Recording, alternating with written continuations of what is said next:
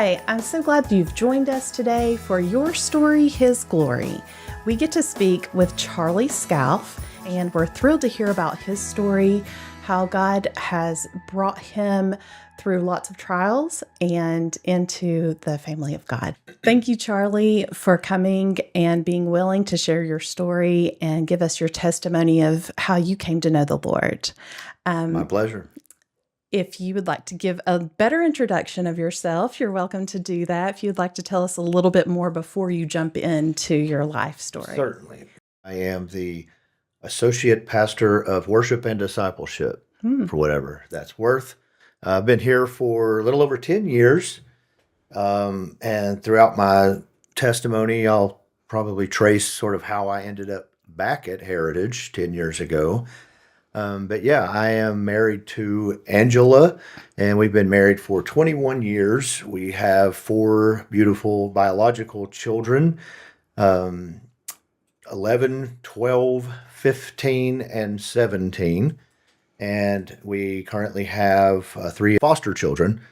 We have a 7-year-old boy, and then from another family, we have a 17-year-old girl who has a almost 2-year-old baby. And loving that. Precious. Yeah. That's great. So you started by saying that you had been at Heritage in the past. So that's going to be exciting to do the full circle. Yeah. But let's get started and give us an idea of what your home life was in growing up, and what did you know about the Lord as a young child? Yeah, well, my story really begins at birth because within 3 months, my parents had divorced. And so I never really knew what it was like to have mom and dad together. I lived with my mom for, I think, maybe 6 years or so, 5, 6 years.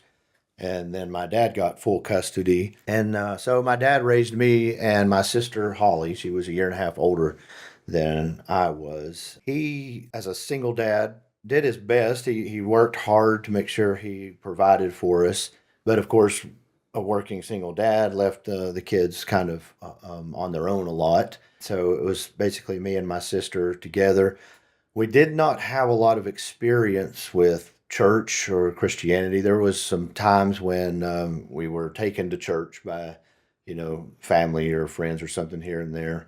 But it wasn't a part of our life necessarily, and I wouldn't call it a gospel-centered home or a Christian home. My dad now says he was a believer, but at that particular stage in life, it wasn't all that obvious to us. To have to leave your mom's home at 6, was that a difficult thing for you to transition from? It is back then would have been fairly unusual for children to have been brought from their mother's home into their father's home as a permanent situation. Did that impact you? Yeah, it was pretty traumatic. I don't remember a lot other than sort of the shock of it. I probably remember most the conflicts they had when it was time to drop off for visitation. It seemed like it never really went all that smooth. And that's pretty much all I remember. Okay. Of course, as kids, you love both your mom and your dad. So each time you had to go back and forth, it was very traumatic. But like I said, I never really knew what it was like to have them both together in the same home and that kind of a life. I think that's fair. And I think it's good for parents who are trying to make it work. Just hear you say, I was there and I left both my parents, Yeah. and I'd say that is the situation for lots of people, that it does just become a difficult time for everyone involved. Yeah.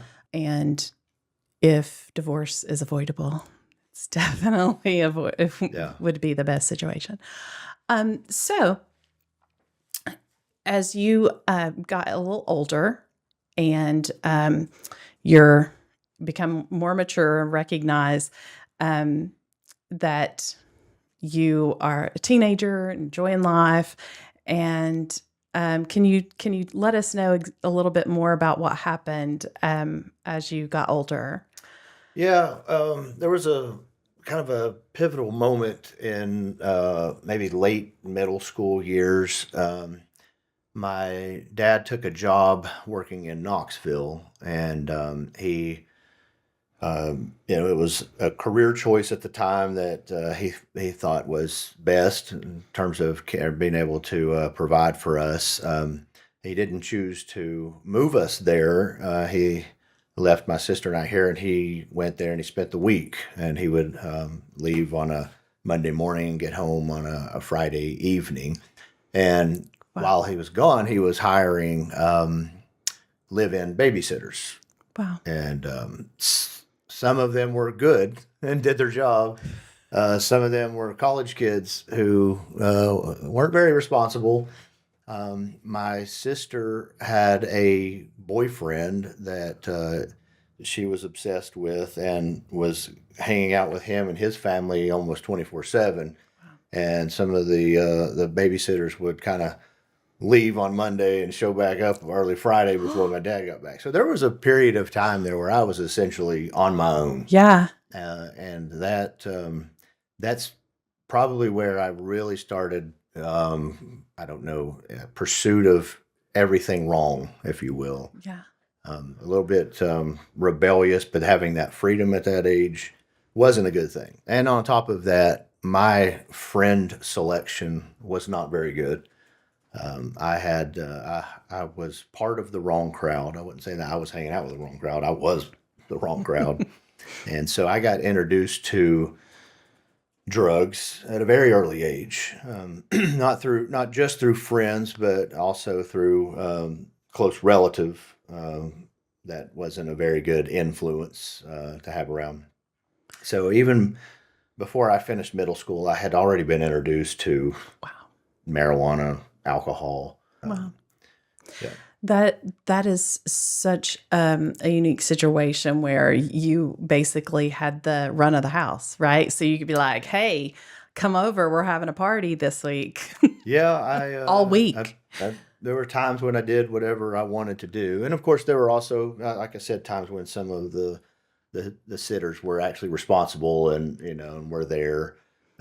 There was one time in particular I was hanging out with some friends and we were getting high, and I got caught by one of the babysitters, and she ended up telling on me, and that was kind of the beginning of the end of that situation. I think it brought the awareness to my dad, just what was going on and how that wasn't working out like he had hoped that it probably would. So Interesting. That's good that he jumped into action, Yeah. right? But that was also the time in which I met my childhood best friend. We met in sixth grade, and what we had in common was the love for playing guitar and music. And so we hit it off. And at that time, he lived across the hill from me, and so his family was his mom and dad were together, and they were seemingly a perfect, happy family. And then on the other side of the hill, there was me and or the dysfunction that we had going on. We were best friends, so like most best friends, you have the sleepovers and you fantasize about, oh, wouldn't it be cool if we lived together and all we did was play music 24/7. And well, as time went on, his family apparently, didn't have everything together like it appeared, and they had some troubles, and his parents ended up getting a divorce. And eventually, his mother and my dad started talking and ended up dating and ended up getting married. So our childhood dream came true. Yeah. We basically did get to move in together. But she was so important because she was the first real solid Christian influence in my life. And she came in and kind of recognized the situation and brought some awareness to my dad. And so it wasn't long after they kind of got together that he realized this isn't working, it's got to stop. And so he quit his job there and moved back. And so when I was a freshman in high school, they got married. That's exciting and fun, Yeah. except that maybe gave you a little too much access to the Yeah. friends that you were influencing Yeah. in a negative way. Yeah. So since you finally have this family that has been put together that you hadn't experienced before, was that a good time in your life? How did that work for you? It was a good time in my life. When my stepmother, whose name's Kay, so I'll probably uh, reference her a few times, she's the first one who said, "You're going to church whether you want to or not." And she was a member of a small Baptist church out in Colonial Heights, and so she made us go, and that was part of their life anyway. And then I was just now thrown into that. My experience there was very important to me. It was not a good experience, but I don't blame the church. I blame myself and the fact of where I was in life. I didn't have the Holy Spirit in me. So Yeah. I was in high school, and it was the first time I was introduced to these concepts. And I can remember my overall perception was I have no idea what these people are talking about. Hmm. There is nothing connecting here in me. The preacher would preach, and he would say, and then King Saul, you all know who King Saul is, and he did that thing you remember. And I remember thinking, I don't know who he is. I don't know what he did. And it was it was a good church, but it was an Old Testament kind of church, you know. So I just was lost, didn't find that connection point.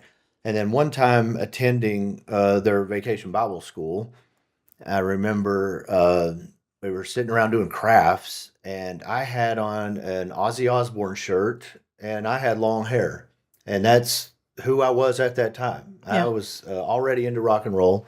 I was going to be a rock star. I'd set my course in life, and I had a kid say, "Why are you here? You can't have long hair and wear shirts like that and be a Christian." Hmm.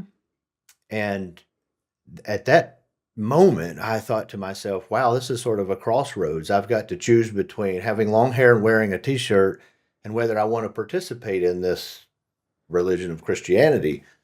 Um, and I kind of made a choice at that time that there was nothing appealing to me about Christianity at that moment, but I really loved music, and so that was my thing. So it was kind of one of those moments in life where I just thought maybe the church isn't for me. It's interesting what the church, what the message is, sometimes wrongly by the Yeah, church, and it yeah. And is this was a kid, by the way. So yes, I'm not, and perceived by other children to yeah, communicate. I think it makes us take note of what we're teaching our children and yes, the emphasis that we're putting on specific things within the church. yeah, Even within the realm of Christianity, there's sometimes messages that the kids receive that are not uplifting to the yeah, body, and it doesn't represent Christ. Does that mean your kids cussing and saying horrible things to people? No, but yeah. they may not be representing Jesus. Right, right. So, And you'll see throughout my story that doctrine, accurate doctrine, is very important to me. mhm. And there's just many reasons why, and that's one. It's a little heartbreaking to think, Yeah, a child could have accepted you and told you about yeah, Jesus, and it you would could have have. heard it in a different way. So, I mean, it's just interesting. I try to encourage my daughter to be willing to share her heart with Hmm, people hmm. and to be willing to accept them and not tell them what they're doing wrong, Yeah. because that's our tendency Oh yeah. sometimes, even as Yeah. adults. Let's just correct them and make them look the part, Hmm. and that's the first step. Yeah. It's not. Yeah. Yeah. So, okay, great. So you've had some experience of church, Yes. and it's not surprising that you might would have said, "This is not what I want, Yeah. and I'm not interested." Yeah. So, were you after that point continuing to go to church? Did your parents still? So she had the 18 rule. When Okay. you become 18, you get to choose. And I don't think after my 18th birthday, I went back one time for a long time. I couldn't wait to stop that. That was a lot of church, though, if you were in It sixth was, yeah, grade. it was, I guess 10th grade to, turn 18. So it Uh-huh. was a lot. And you would think that I would have gotten more out of it. But again, I also say I was not a Christian. I didn't have the Holy Spirit. I did not really have an interest. I wasn't pursuing, finding the truth there. Mhm. I was just trying to do my duty, respect my stepmother, which I've always had a great deal of respect for. So that was the extent of that. And just a few things that happened that I had a animosity toward. I remember one time we were playing hide and seek in the church. It was just kind of the thing, we're running around after the service. Yeah. I hid behind a door, and it just so happened that my friend Craig, or my stepbrother Craig, and the pastor at the time met on the other side of the door and didn't know I was hiding behind that door. And he was genuinely saying, "Hey, Craig, I want to talk to you about, Charlie. I think that he's lost. He needs Jesus, and I was going to encourage you to share that with him." Now I see that's a very genuine, Sweet. good thing. Yeah. What you'd expect a pastor to say. I was, for some reason, took it. I was very offended. I was very insulted by that, and um, it was just kind of, I took it as he's not part of us. He doesn't fit in with us. And so I misunderstood it without the Holy Spirit's discernment. And so that was pivotal. And then I remember one more experience right when I was about to graduate high school. Everybody's thinking about what you're going to do with life. I was so obsessed with music. I remember kind of thinking, I've got two choices. I can pursue music and um, whatever may come with that, which is what I really had a desire for, or I can pursue Jesus. Hmm. And I don't know why I was thinking of this at this time, but I was. And I remember weighing the options and thinking, I've never seen anything appealing about that Christianity that really makes me want to do this. But I had sort of maybe somewhere in the back of my mind, like, what if God is real? I don't want to make the wrong choice and go to hell. But I made that choice. I decided, you know what? I want music. I want music. I want the fame. I want all that comes with it. I loved everything about it. And so that set a course for my life. It really did for a long time. And I kind of had this sort of weird, idea that I was going to get it, but I was sort of like Satan promising me, you're gonna get everything you want if you'll just do this. Hmm. Um, and so I chose that. It's interesting that as a non-Christian, you were offended that someone would point you out as a non-Christian. Yeah, no, You that's didn't want the way I Jesus, understood it at the but time. Yeah, yeah. And then later, we would have to assume that the Lord had planted seeds and hmm put things in your mind for you to have a recognition that there was a longing in your yeah, heart for Jesus, even if you hmm didn't really understand what that was. yeah, But I think that's really a little spark of hope, even as we pray for people in our lives to go, we don't know what God's doing with this. And there may be not even one inclination that they care even remotely right. about Jesus, but maybe they are weighing some options. That's true. That's true. It was much later that I realized there was some things planted Hmm. that he used, Hmm. but at that time I didn't see them. Sure. I had no interest. So that it is encouragement never to stop. Don't stop preaching and sharing the gospel and loving people, even when, by all appearances, they have no interest, Yeah. because you just never know. Yeah. And how beautiful that your brother, had a love and concern for you, and in a deep way to go to someone and say, Help me pray for him." Yeah, Like, how can we reach this yeah, person that is in opposition to yeah. Jesus? Beautiful. So, As you pursue music, what does that look like in Johnson City? How did that play out in a realistic way in your life? Much different than it looks like today. Now, if I want to promote a song, I put it on social media and it reaches the world in 30 seconds. Yes. But back then, it was you had to um, rehearse hours and hours and hours, and then go try to find a place that would let you play.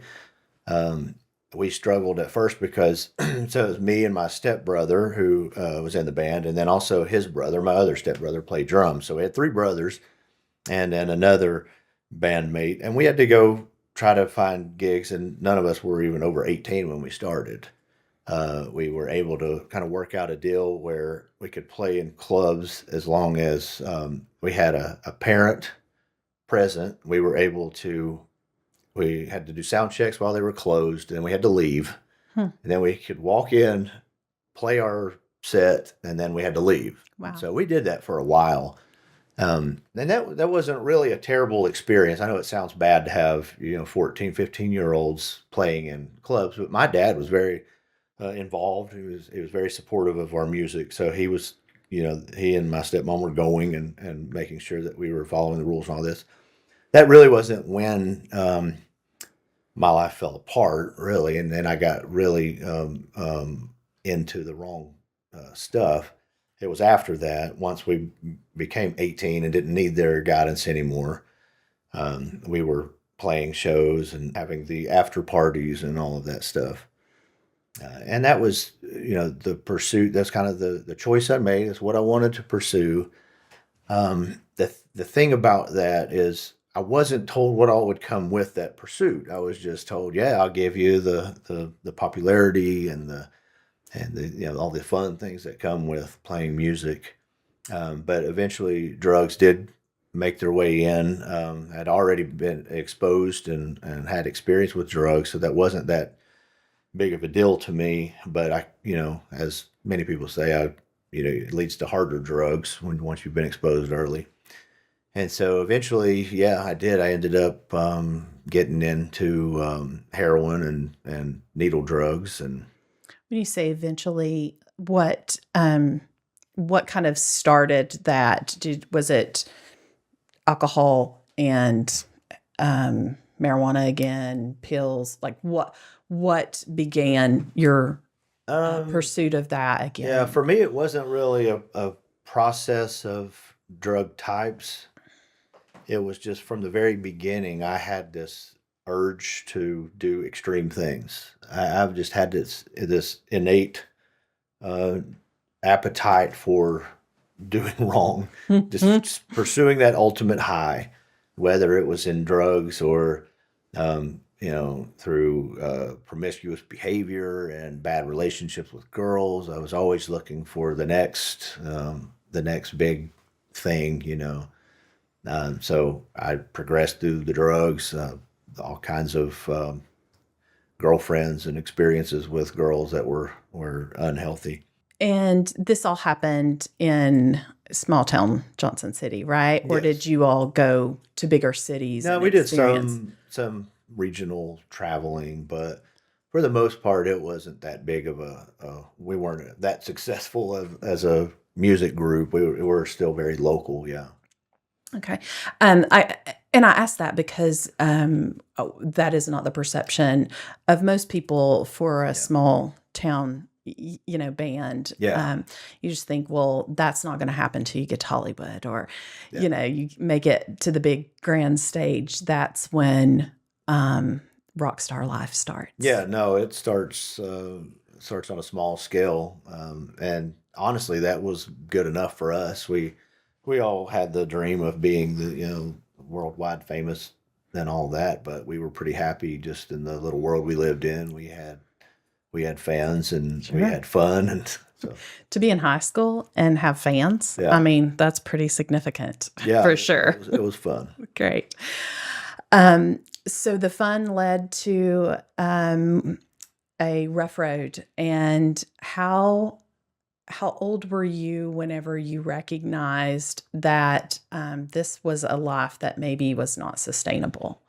Well, my mid 20s, the series of events that kind of led me to that point was um, two major things. Number one was when I had gotten sort of really deeply into heroin.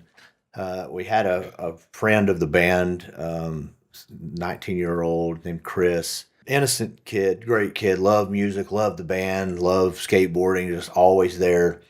He's the first one that said, "Guys, this is the wrong road. Mm.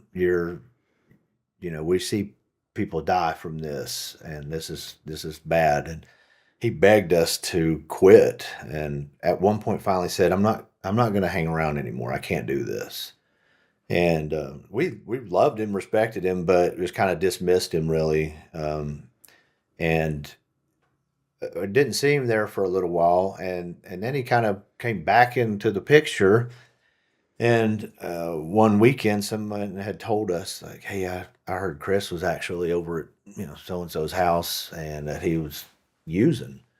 And I was like, "Well, that's terrible. Like we should have listened to him. We've influenced this to happen."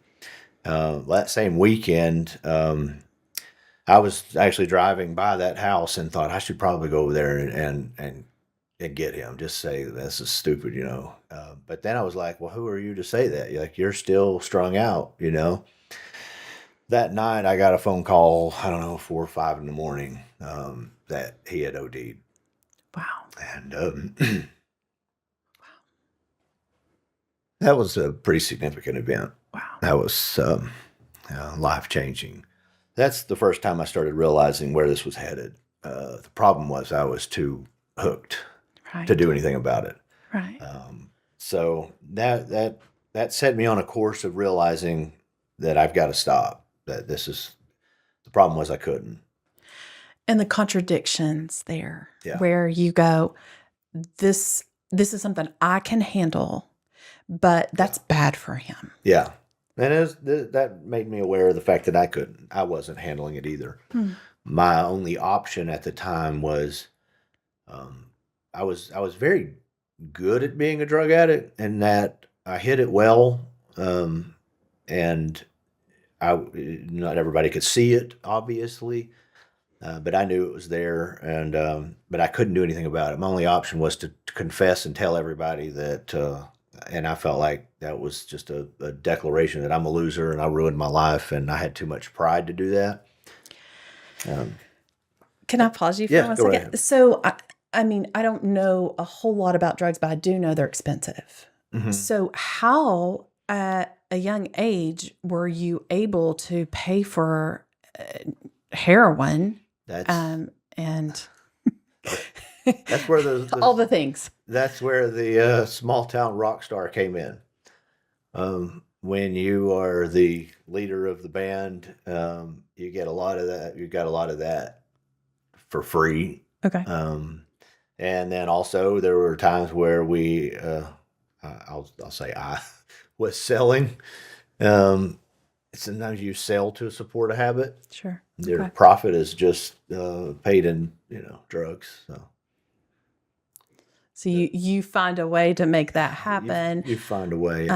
but your life didn't look the same as other people that we may know Yeah. personally that have pursued Yeah, that. you see in the movies the addicts that are strung out and in and out of jail and committing crimes and stuff, and that did happen. And I had friends who were like that, but we were just in a position where we didn't have to do that, and we were able to hide things pretty well. Although, if anybody was looking for any signs whatsoever, they were obvious. Uh-huh. Um, they were very obvious. So were you living in a house away from your parents and with your brothers so Yeah. that you were able to have this life as Yeah, much yeah, as freely as you we found wanted? a band house. We all lived together, and along with however many other people lived Whoever there. showed up Yeah. that night. Yes. Yeah. So you realize this is leading to a very painful place. Yeah. That's created pain already for you and your friends. And when you recognize you need to stop, how do you do that? Well, my first attempt was I fell in love with this girl, thought I was in love with this girl, and I thought what I'm going to do is settle down, have a relationship with this girl, and change my life and grow up a little bit. And I was just going to strong arm my way through all of this.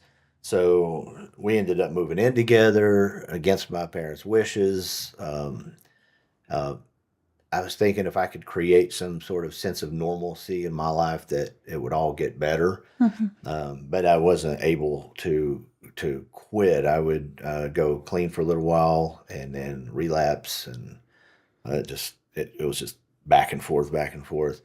And so she became the other very important factor in my testimony.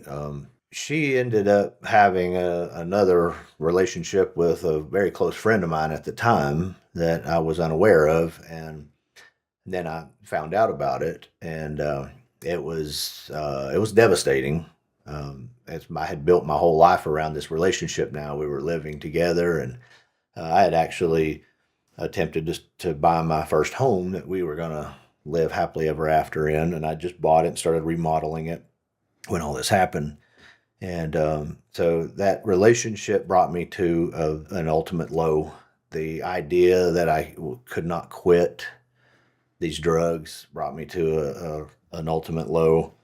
And I had just moved into this house that I was remodeling, and it wasn't even finished. I was sleeping on a mattress on the floor. And that was kind of the end of the journey for me. I actually decided that I'd rather just kill myself. I didn't really have the courage to do it, but that was what I had decided would be best. So that's my but God moment. So that was your rock bottom. That was it. Relationships falling apart. What you thought was going to be the safe place and the I can put this together did not work. And the death of Chris just it didn't leave me.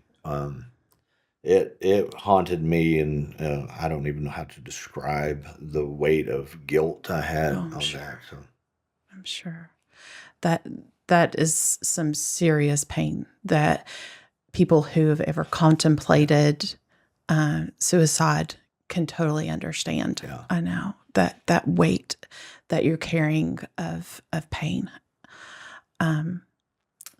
and not thinking correctly. Yeah. And, having your mind not clear because of medicating and just all the pieces that come together. I have such compassion for people who are in those places because you don't know how to get out except that God intervenes. So will you tell us what happened that you recognized that you had a need for the Lord in your life, that you couldn't do it on your own? Well, yeah, at that particular time, my nights were spent laying on that mattress, smoking cigarettes, trying to figure things out. Really trying to figure out how I could kill myself without the courage. I didn't know there was a way I could figure that out. But so the one night I remember just saying, "Well, if God, if you're real, then why don't you, why don't you fix this or show me that you're real?" Because my attitude towards Christians during all that musical period of time was resentment and anger, and I was not very kind to Christians, and so this was the first time that I was willing to say, "All right, well, if you're real, show me." I did have a Bible in a box of junk put away, and I remember I got that Bible in there, and I thought maybe there's something in there, some answer in there. So I got it out, and I read it, and I started at the beginning of Genesis, and I thought this sounds like fiction if I've ever heard fiction. So the next night, I kind of had that same urge, like maybe there's something in there, and I tried again. I was really genuinely open to getting helped. Read from the beginning again, same result. I thought, how's this going to help me? This fictional story of a man and a woman in a garden, and it just didn't, it meant nothing to me. And then it happened to me again the next night. I was frustrated with this urge. Like, what is it? Like, if you got something to say it. And that night I opened up to Acts chapter 9 randomly and started reading the story of Saul's conversion. And I didn't know who he was. I really didn't. I didn't know his backstory. I read enough to realize, hey, he hated Christians too. Like I was reading this, well, that's interesting. I have something in common with this guy. And I don't really know exactly how God used that story, but he used that story. And my experience was that I saw in my mind for the very first time this image of Jesus on a cross. And it wasn't about the image, it was about what did that mean? And for the first time in my life, I understood that he died for my sin. And more importantly, for the first time in my life, I saw what my sin was. I thought that I was a victim of this girl cheating on me with a friend. That night I was shown, you're not a victim. You're a vile, evil man who took advantage of this girl. She didn't belong to you, and you took things from her. And I saw all my relationships and just my family and all these different things that I had never seen this perspective before. I was the evil person. Wow. And that was it for me. My eyes were open to the fact that I was the problem. I was the sinner. And that Jesus had died on that cross for every single one of those sins. So, Wow. I am taken by how God has pursued you, and yet how you hated God and the things about him, yet you thought maybe he was the answer. So it just seems so contradictory, yet that is how we are formed to know and love God, yet you thought he was still the answer. That is so interesting as a Christian to recognize how God gets the attention of someone who doesn't know him. Charlie, I'm going to stop you right here. Okay. We are going to conclude this episode, and we are going to have a part 2. This has been so exciting to learn, and it's going to be a cliffhanger. People aren't going to like it, but we're going to conclude this episode in a part 2 and find out how God rescued you. When people are listening to this and they have people in their lives who are addicts, what does that look like? How can God take this horrible thing out of my life? I'm excited to come back and hear how God has redeemed your life for him. Thank you, listeners. Come back next time and you will find out the rest of Charlie's story for his glory.